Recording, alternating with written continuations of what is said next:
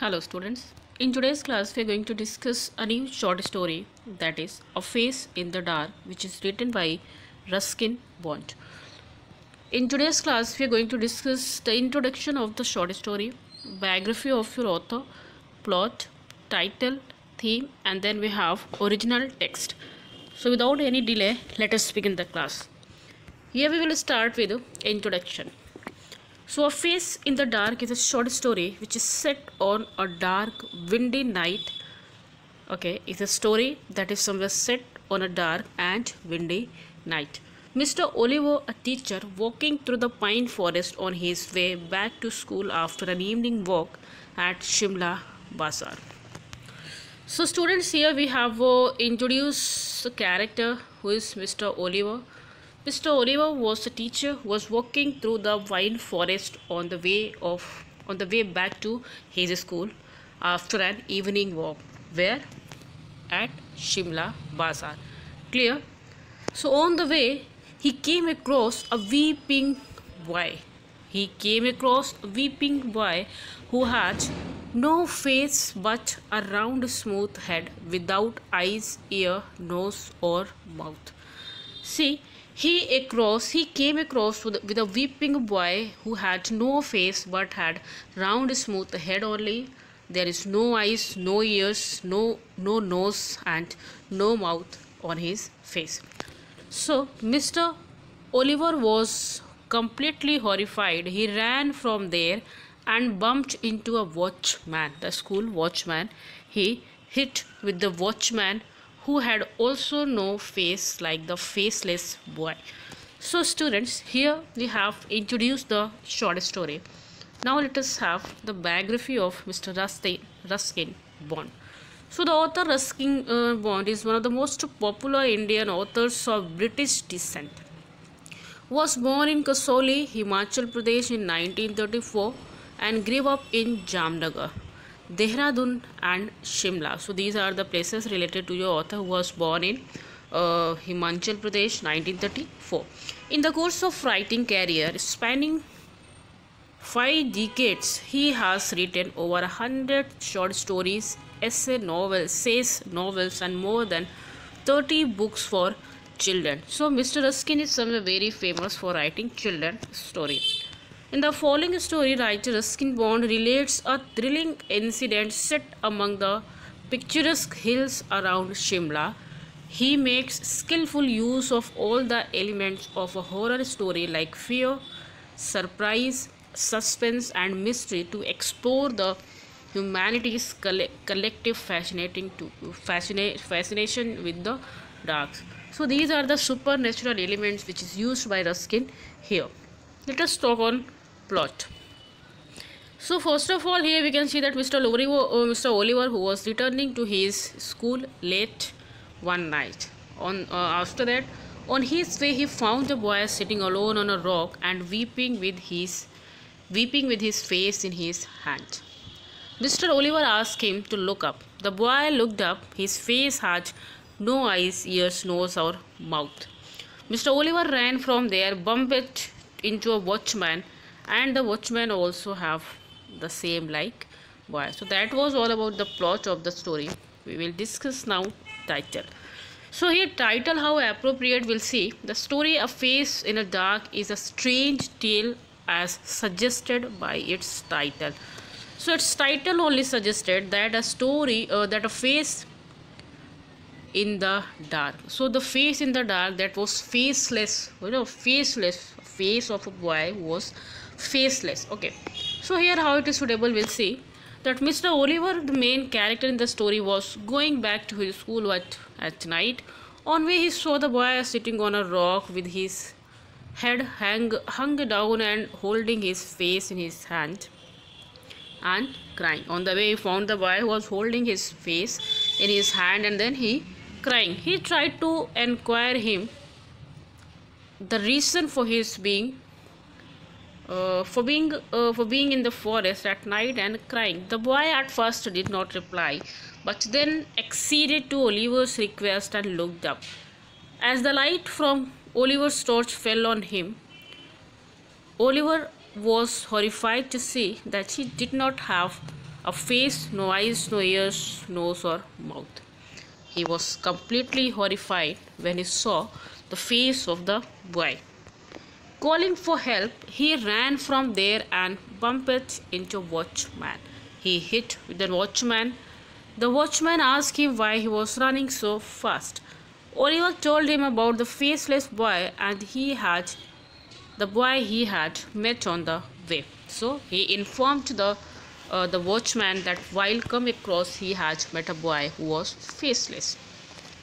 Then the watchman held the lantern to his own face and asked him if the boy was like him, without a face. Suddenly the wind blew out the lamp, suggesting that something strange might have happened to Oliver. So here the story ends. That was the title. Let us see the next point.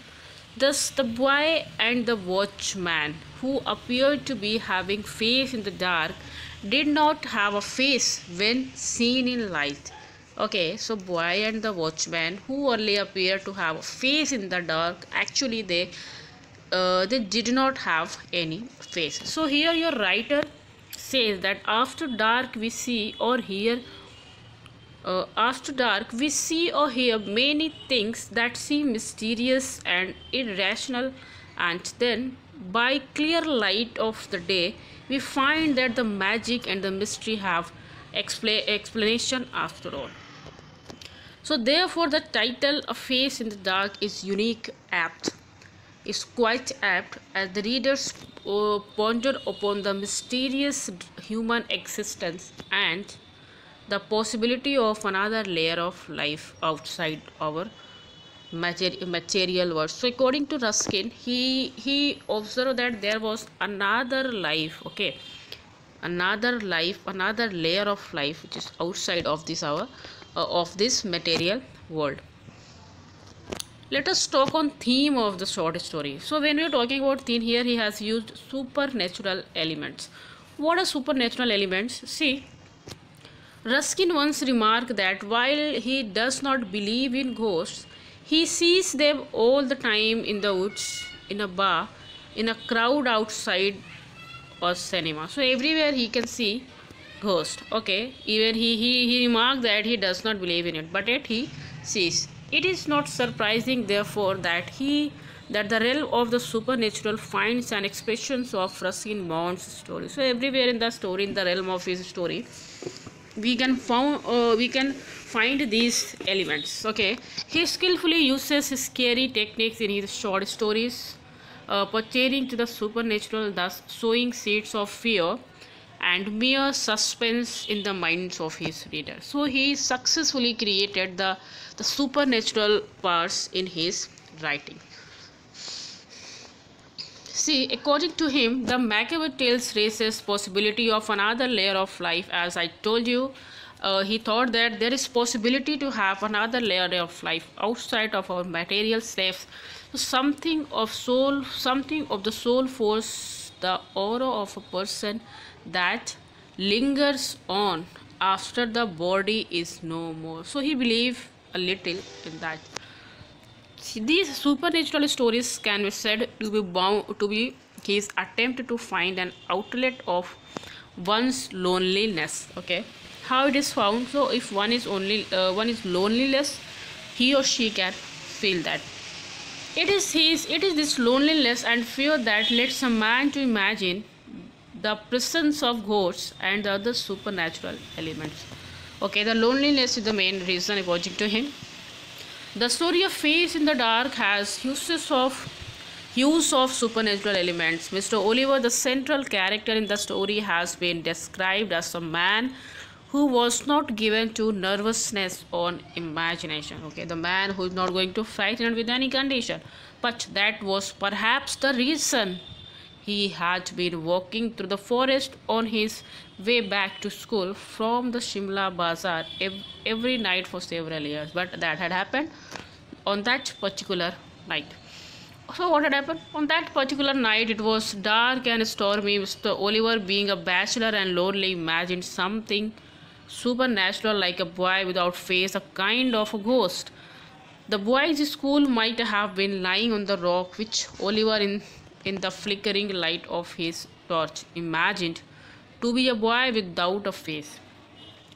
Again, it was his fear that is made him imagine the watchman too as being faceless like the boy. So what imagined? Okay, what he imagined he could see in his imagination. So loneliness can be the main reason for being fear. So the story ends with the sense of ambiguity, making the readers ponder over the question whether they were ghosts or not. That Oliver encountered or whether it was prank play upon him by mischievous students. So here writer have made us, in that situation where we can ponder that what would be the next, what would have happened with Mr. Oliver. Now let us begin the text line by line. See, Mr. Oliver, an Anglo-Indian, was returning from his school late one night on the outskirts of the hill station of Shimla. So he was an Anglo-Indian teacher. It means maybe his father or mother belongs to another country and one is from India. So he was Anglo-Indian returning from his school one night on the outskirts, the open area that was somewhere edge, the edge part of the place, the hill station of Shimla. From before Kipling's time, the school had been run on English public school lines, where the boys, most of them from wealthy Indian family, wore blazers, caps and ties. So that is one of the best schools of India. Life magazine, in the feature of India, it says that once it called the Eton of the East. That I told, and I read somewhere, the best of the schools of the India. So that is why Life magazine featured that this school is as the Eton of the East. And Mr. Oliver had been teaching there for many years. See, Shimla Bazaar with its cinemas and restaurants was about 3 miles from the school, and Mr. Oliver, a bachelor, usually strolled into the town in the evening. Stroll means walking in relaxed manner. So he was, walking into the town in the evening, returning after the dark, when he would take a shortcut through the pine forest. Okay, he had taken a shortcut through the pine forest, where there was a strong wind. The pine trees made sad eerie. Eerie means, strange and frightening sound. So eerie, that made eerie sounds that kept most people to the main road. Okay, as due to its sound, it is completely, horrible. So that is why most of the people just choose the main road instead of choosing the shortcut. But Mr. Oliver was not a nervous or imaginative man. He carried a torch, and its gleam, the batteries were running down, moved fitfully down and the narrow forest path, as he is having torch with him. But unfortunately his torch also, the battery is going to die. So he was just going through the forest way with that battery, with going down battery. So when its flickering light fell on the figure of a boy who was sitting alone on the way of the rock, Mr. Oliver stopped and he told, boys were not supposed to be out after dark. When he found a figure like boy, he asked, and he told that boys are not supposed to be here after dark. What are you doing out here, boy? Asked Mr. Oliver sharply, moving closer that he could recognize the miscreant. Miscreant means mischievous thing done by somebody. But even as he approached the boy, he sensed that something was wrong. The boy appeared to be crying. His head hung down. He held his face in his hands, and his body shook convulsively. Convulsively means he has somewhere, all of a sudden started shaking. So his body started shaking all of a sudden. It was a strange, soundless weeping. Mr. Oliver felt distinctly uneasy. Means he clearly felt something uneasy there. Well, what's the matter? He asked. Just wait. What he asked? Okay, so when he saw the face, he asked the boy, that, well, what's the matter? His anger giving way to concern. What are you crying for? The boy would not answer or look up. His body continued to be ragged with a silent sobbing. Come on, boy, you should not be out here at this hour. Tell me the trouble. Look up. The boy looked up. Okay, when he asked like that, the boy looked up. He took his hands from his face and looked up at his teacher. The light from Mr. Oliver's torch fell on boy's face, if you could call it a face. So the face was like that. Okay, see that there is no eyes, no nose, no mouth at all. So he had no eyes, no nose, ear, mouth, nose or mouth. It was just a round smooth head with a school cap on the top of it, and that's where the story should end. But Mr. Oliver, it did not end here. That story is not end because something is also left here to be continued. The torch fell from his trembling hand. He turned and scrambled down the path, running blindly through the forest and calling for help. He was still running towards the school buildings when he saw a lantern swinging in the middle of the path. Mr. Oliver stumbled up to the watchman, gasping for breath. Okay, he found that there was a lantern in the middle of the path, swinging there, and he just bumped to the watchman. He stopped there. He gasping for his breath, and he asked what had happened. Sahab, why you are running? Okay, is there any accident? He answered, I saw something which is very horrible. I saw a weeping boy in the forest and had no face. Then the watchman says, no face, Sahib. No eyes, no nose, mouth, nothing. Do you mean it was like this, Sahib? Okay, he raised his lantern near his face and then asked, do you mean it was like this, like his face? Asked the watchman and raised the lamp to his own face. The watchman had no eyes, no ears, no features of at all, even the eyebrow. And then that's when the wind blew the lamp out. And on saying that, the wind came and it blew the lamp out. And here the story finished. So the watchman face also have the same face, which is look like the boy, like that. So here the story ends. Clear? So student, in this way we have completed all these things. I hope that the story is somewhere clear to you. So in the next class we will now going to talk to the next poem, which is poem number 4. And till that time students, thank you so much and have a nice day.